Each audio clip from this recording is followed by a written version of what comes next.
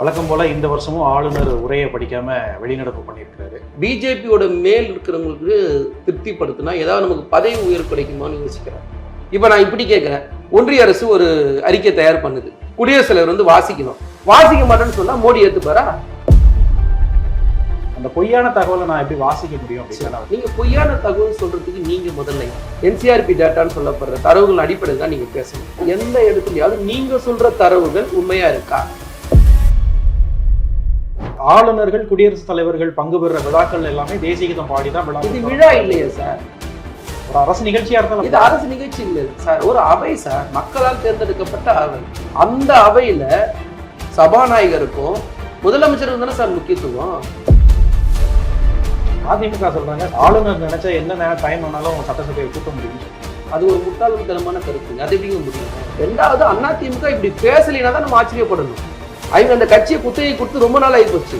அது இப்போ அமித்ஷா லீஸ்க்கு எடுத்து வச்சிருக்காப்ல. கல்வியில இந்த மாநிலம் ரொம்ப பின்தங்கி இருக்கு. நீங்க பிறந்த பீகாரையும் தமிழ்நாடையும் ஒப்பிட்டு நான் பேச தயாரா இருக்கிறேன். சென்னா ரெட்டின்னு ஒரு ஆளுநர் இருந்தார் சார் தமிழ்நாட்டுல. அம்மையார் ஜெயலலிதா பண்ணதெல்லாம் நம்ம இங்க பேசுவோமா? சென்னா ரெட்டிங்கிற ஒரு தனி மனிதனை பத்தி பேச வேண்டாம். இல்ல, ஆளுநர் பேசுங்க. ஆளுநரோட செயல்பாடு. அந்த ஆளுநர் விழுப்புரத்துல வரும்போது அவர் இந்த வண்டியை மடக்கி நீங்க என்ன பண்ணீங்க, எவ்வளவு நேரம் அந்த வண்டியை சிறப்பிடிச்சீங்க?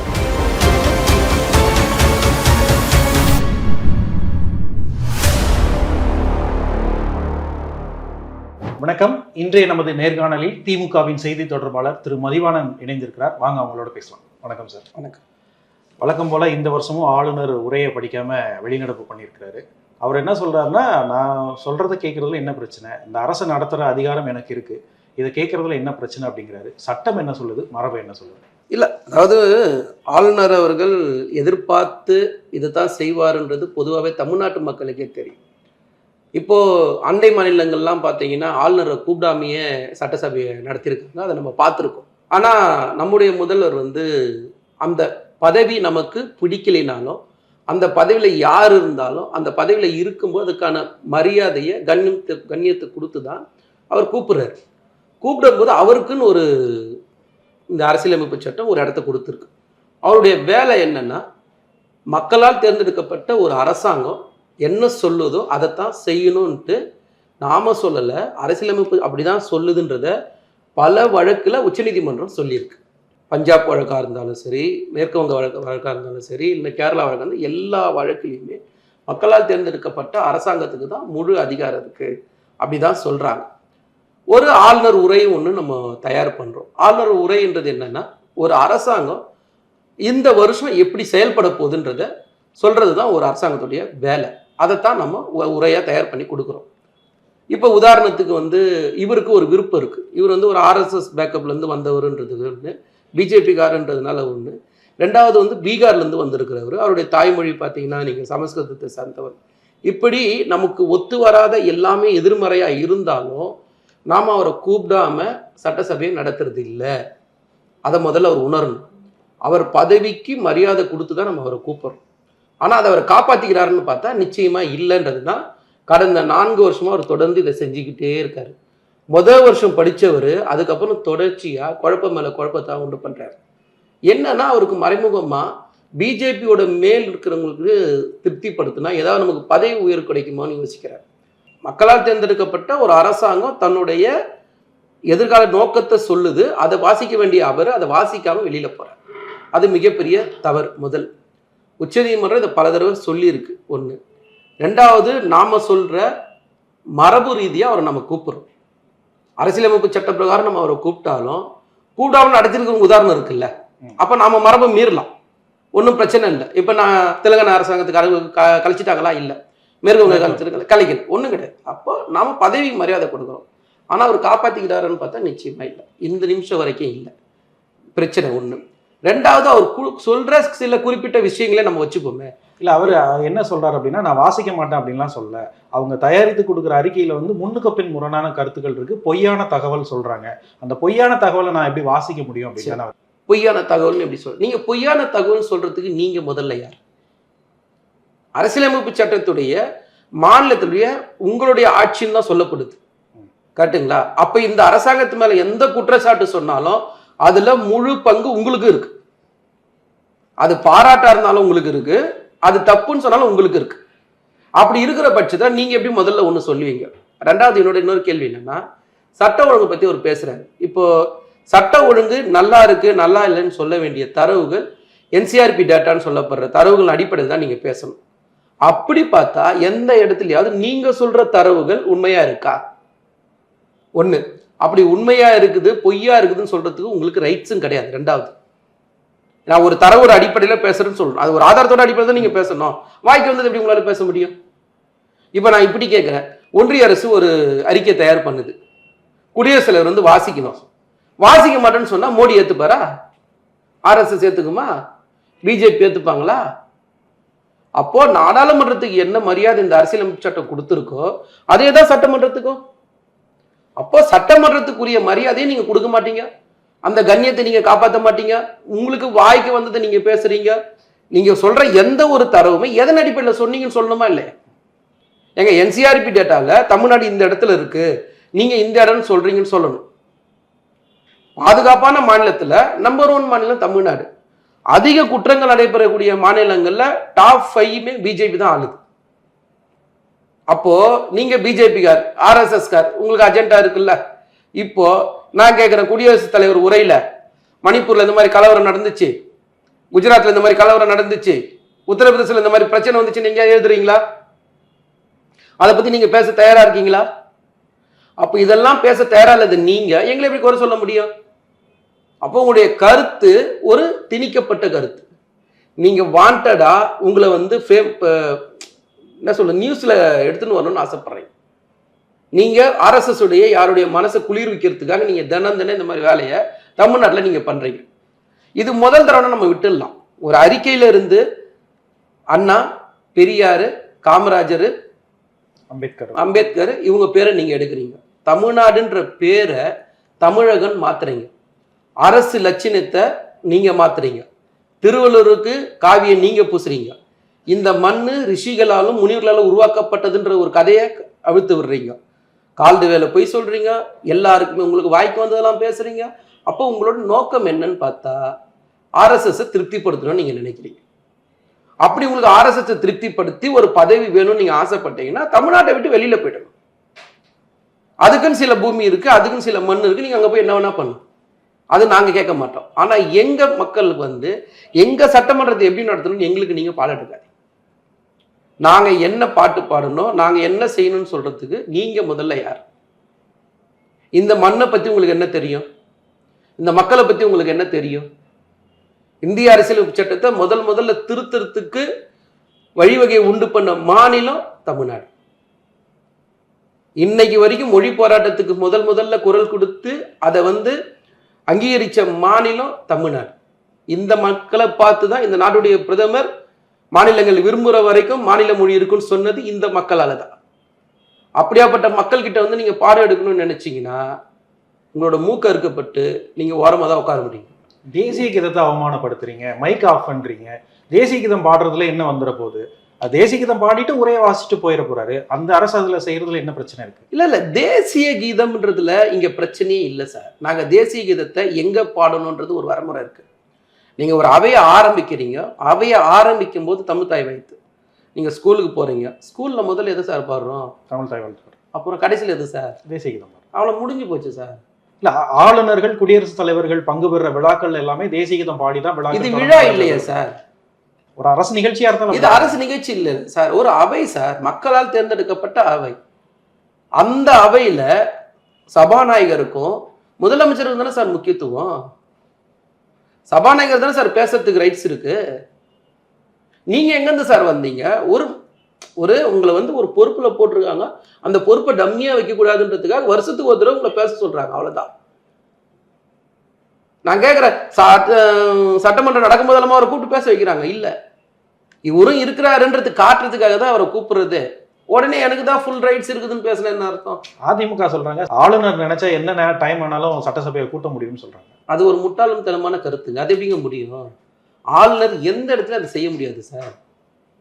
மக்களால் தேர்ந்தெடுக்கப்பட்ட அமைச்சரவைக்கு தான் முழு அதிகாரம்.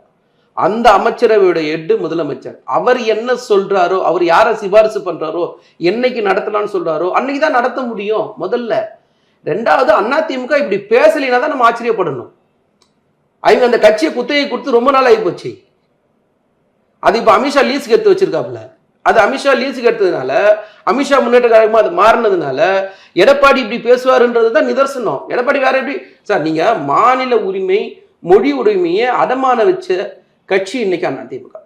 நீங்க நமக்கும் ஜெயலலிதா அவங்க தானே சார் எதிர்கட்சி. அவங்கள போய் நம்ம அப்படி இன்னைக்கும் 75 எம்எல்ஏக்கள் சப்போர்ட்டோட இன்னைக்கும் ஒரு பெரிய கட்சியா இருக்கக்கூடிய கட்சி அதிமுக தானே. சரிங்க சார், இந்த நாட்டை பிஜேபி ஆளுது, அதனால பிஜேபி கருத்தெல்லாம் சரின்னு சொல்ல முடியுமா? நாட்டை பிஜேபி தான் ஆளுது, சரி ஒத்துக்கிறீங்களா? அப்ப அவங்க சொல்றதெல்லாம் சரின்னு ஏத்துக்க முடியுமா? ஆள்றது வேற, எம்எல்ஏன்றது வேற. ஏத்துக்கிறோமா ஏத்துக்கலையா? இந்த நாட்டுடைய பிரதமர் சொன்னாரு, இந்த நாட்டுல இந்த மொழி தான் தேசிய மொழியா இருக்கும்னு சொன்னாரு. தமிழ்நாட்டு மக்கள் ஏத்துக்கினாங்களா? இல்ல. இடஒதுக்கீடு மற்ற மாநிலத்தோட ஸ்ட்ரென்த் எவ்வளோ, நம்மளுடைய ஸ்ட்ரென்த் எவ்வளோ? 69%. அப்புறம் இன்னைக்கு கல்வியில நம்ம எந்த இடத்துல இருக்கிறோம்? நீங்க கல்வியில சொல்றீங்க, ஆளுநர் போற இடம்லாம் ஒரு குற்றச்சாட்டை முன்வைக்கிற மெயின் குற்றச்சாட்டு என்ன அப்படின்னா, கல்வியில இந்த மாநிலம் ரொம்ப பின்தங்கி இருக்கு. ஒரு 5ஆம் வகுப்பு படிக்கக்கூடிய மாணவன்ட்ட 3ஆம் வகுப்பு புத்தகத்தை கொடுத்து படிக்க சொன்னா தெரியல அப்படின்றாரு. பேராசிரியர்கள் சரியா இங்க பணிபுரிய மாட்டாங்கன்னு சொல்றாரு. நிறைய குற்றச்சாட்டுகள் கல்வி சார்ந்துதான் வைக்கிறாரு ஆளுநர். இல்லைங்க, நான் என்ன சொல்றேன், திரும்பவும் நான் கேட்கிற ஒரே ஒரு கேள்விதான். நீங்க எங்க இருந்து பிறந்து வளர்ந்தீங்க? பீகார். நீங்க பிறந்த பீகாரையும் தமிழ்நாடையும் ஒப்பிட்டு நான் பேச தயாரா இருக்கிறேன். எங்க கிட்ட எத்தனை கல்வி நிறுவனங்கள் இருக்கு, எத்தனை பல்கலைக்கழகங்கள் இருக்கு, அதுல எத்தனை பல்கலைக்கழகங்கள் முதல் 100 இடத்துல இருக்கு, ஒண்ணு. எத்தனை ஆர்ட்ஸ் அண்ட் சயின்ஸ் இருக்கு, எத்தனை மெடிக்கல் காலேஜ் இருக்கு, எல்லாத்தையும் நாங்க பேச தயாரா இருக்கோம். அந்த தரவுகள் அடிப்படையில ஆர்.என். ரவி பேசணும். தரவுகள் அடிப்படையில வாய்க்கு வந்தது இல்லை. வாய்க்கு வந்தது பேச என்ன வேணா பேசுவீங்க. நீங்க இந்திய ஒன்றிய அரசு வெளியிட்ட தரவுகள் அடிப்படையில நீங்க பேசணும். நீங்க பேச சரியா இருந்தா நாங்க ஏத்துக்கிறோம், எல்லாத்துக்கும் பதில் சொல்றோம். இந்த வாய்க்கு வந்தது நீங்க பேசுனீங்கன்னா, பொதுவா நான் என்ன கேட்கறேன்னா, ஒட்டுமொத்த இந்தியாவுடைய உயர்கல்வியோட ரேஷியோ எவ்வளோ, அவங்க என்ன சொல்றாங்க? 27% பெருசா பேசுறாங்க. நம்ம இன்னைக்கு 77 கிட்ட நின்று இருக்கோம். கவர்மெண்ட் பிரகாரம் 67% இருக்கு. பெண் கல்வியில இன்னைக்கு நம்பர் 1 மாநிலம். பெண்கள் வேலைக்கு போதில் நம்பர் 1 மாநிலம். அதிகப்படியான தொழிற்சாலையில் இருக்கிற மாநிலம் நம்பர் 1 மாநிலம் தமிழ்நாடு. இப்படி எல்லாத்துலயும் நம்பர் 1 இருக்கிறது நாம, நீங்க இல்ல, பீகார் இல்ல.